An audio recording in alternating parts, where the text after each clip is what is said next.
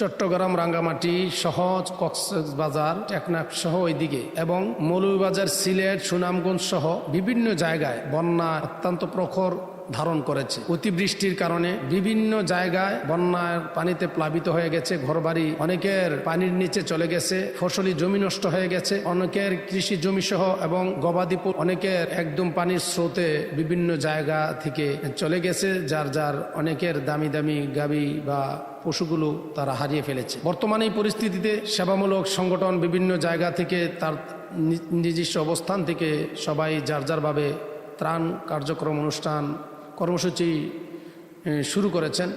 তন্মধ্যে বিশেষ করে বাংলাদেশ খেলাফত মজলিসের আমির আল্লামা শেখুল হাদিস আল্লামা আজিজুল হক সাহেবের উত্তরসূরি বর্তমান সময়ে যিনি সারা বাংলাদেশে রাজনৈতিক প্রজ্ঞা এবং বিচক্ষণতার সহিত নিজেকে উপস্থাপন করেছেন, সেই আল্লামা শেখুল হাদিস আল্লামা মামুনুল হক সাহেব বর্তমানে চট্টগ্রামে ত্রাণ কার্যক্রম পরিচালনা করছেন। এবং রয়েছেন চরমনাইয়ের পীর সাহেব হুজুর, ইসলামী আন্দোলনের পক্ষ থেকে চরমনাইয়ের পীর সাহেব হুজুর করতেছেন। জমিয়তুল উলামা ইসলামের পক্ষ থেকেও করা হচ্ছে, হেফাজতে ইসলামের পক্ষ থেকেও করা হচ্ছে, আস-সুন্নাহ ফাউন্ডেশন সহ সারা বাংলাদেশে বিভিন্ন ইসলামী দলের ওলামায়ে কেরাম, বিশেষ করে ওলামায়ে কেরামের বিভিন্ন সংগঠন থেকে আলহামদুলিল্লাহ ত্রাণ কার্যক্রম আরম্ভ হয়ে গেছে। আমরা যে বিষয়টা লক্ষ্য গঠন, ইসলামী দল বিশেষ করে ওলামায়ে কেরামরা সকলার অগ্রভাগে তারা আলহামদুলিল্লাহ মানুষের পাশে দাঁড়ানোর চেষ্টা করে। যারাই মানুষের সহযোগিতার কথা বলে, টকশুতে বলে, বিভিন্ন আমরা দেখি বিভিন্ন পর্যায়ে বুদ্ধিজীবী, শিক্ষাবিদ, রাজনীতিবিদ, বিভিন্ন পর্যায়ের অনেক লোক আমরা দেখি খুব অনেক মানুষের জনকল্যাণের, জনগণের, দেশের স্বার্থে অনেক বক্তব্য দেয়, বিভিন্ন জায়গা খুব চাপাবাজি করে, কিন্তু ওনাদেরকে কখনোই ওলামায়ে কেরামের আগে কোনো সহযোগিতার কাজে ওনাদেরকে পাওয়া যায়নি।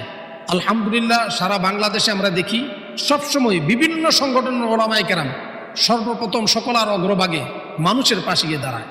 এই জন্য বর্তমান বন্যা পরিস্থিতিতে আমি বলবো বাংলাদেশের শিল্পপতি, ধনাঢ্য ব্যক্তি এবং যারা বিভিন্ন পর্যায়ের ব্যবসায়ী এবং চাকরিজীবী ভালো অবস্থানে যারা রয়েছেন, বিভিন্ন জায়গা থেকে বানবাসীদের পাশে দাঁড়ানোর জন্য, যারা বন্যা কবলিত কৃষি জমি সহ গবাদি পশু এবং তাদের বিটি জায়গা জমি ক্ষতিগ্রস্ত হয়েছেন, তাদের পাশে দাঁড়িয়ে তাদেরকে শুকনা খাবার সহ চিকিৎসা সরঞ্জামাদি দিয়ে সহযোগিতা করে তাদের বাসস্থান তৈরি করার জন্য আমরা বিত্তবানদের কাছে বিশেষভাবে অনুরোধ জানাচ্ছি এবং যারা ভালো অবস্থানে রয়েছেন সুবিধাবাদী লোকদের কাছে আমরা বলবো, আপনারা সবাই বানবাসীদের পাশে দাঁড়াবেন, বন্যা কবলিত লোকদের পাশে দাঁড়াবেন। চট্টগ্রাম অঞ্চল, কক্সবাজার অঞ্চল, খাগড়াছড়ি অঞ্চল সহ সিলেট, মৌলভীবাজার, সুনামগঞ্জ, এভাবে যত অঞ্চল রয়েছে, নেত্রকোনা সহ ময়মনসিংহের অনেক এলাকা প্লাবিত হয়ে গেছে। সকল সারা বাংলাদেশে বিভিন্ন জায়গায় যেইখানেই বন্যা কবলিত, বন্যায় ক্ষতিগ্রস্ত, তাদের পাশে দাঁড়ানোর জন্য বাংলাদেশে বিত্তবান, শিল্পপতি, ব্যবসায়ী এবং যারা সহযোগী সংগঠন রয়েছেন, যারা সেবামূলক সংগঠন সহযোগিতা করে থাকেন, তাদেরকে বলবো বানবাসীদের পাশে, ক্ষতিগ্রস্তদের পাশে দাঁড়িয়ে তাদেরকে সহযোগিতা করবেন। এবং যারা এই যে হিজবুত তাওহীদ নামে যারা চাপাচাপি করে, চাপাবাজি করে, তাদেরকে কখনো কোনো সহযোগিতার মধ্যে আমরা দেখিনি। এই হিজবুত শয়তান সবসময় ইসলামের বিরুদ্ধে অপপ্রচার চালায়। হিজবুত শয়তানের মহিলা সংগঠনের একটা মহিলা আছে, দেখা যায় উনি সবসময় পর্দার বিরুদ্ধে গিয়ে কথা বলে। বর্তমান যেই পর্দা, এই পর্দা নাকি ইসলামের কোনো বিধান নয়। আল্লাহ নাকি এভাবে, আল্লাহ রাসূল নাকি এভাবে কোনো পর্দার কথা বলেননি, কোরআনে নাকি এইভাবে কোনো পর্দার কথা বলা হয়নি। এই যে হিজবুত শয়তান তার মহিলা সদস্যদেরকে লেলিয়ে দেওয়া হচ্ছে পর্দার বিরুদ্ধে, আরও কিছু লোকদেরকে, যুবকদেরকে লেলিয়ে দেওয়া হচ্ছে ইসলামের নামাজের বিরুদ্ধে, ইসলামের বিধিবিধান নিয়ে।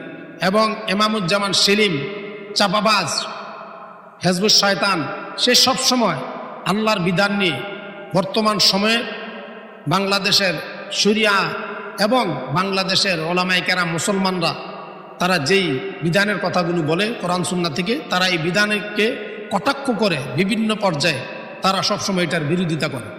তারা বলে, তারা যেইগুলো বলে ওগুলোই নাকি সঠিক কোরআন সুন্নাহ। আর বর্তমান বাংলাদেশের হকপন্থী ওলামায়ে কেরাম এবং বিজ্ঞ ওলামায়ে কেরাম যে বিষয়গুলোকে তারা নীতি আসসালামু আলাইকুম। দিনী সমাধান পেজে আপনাকে স্বাগতম।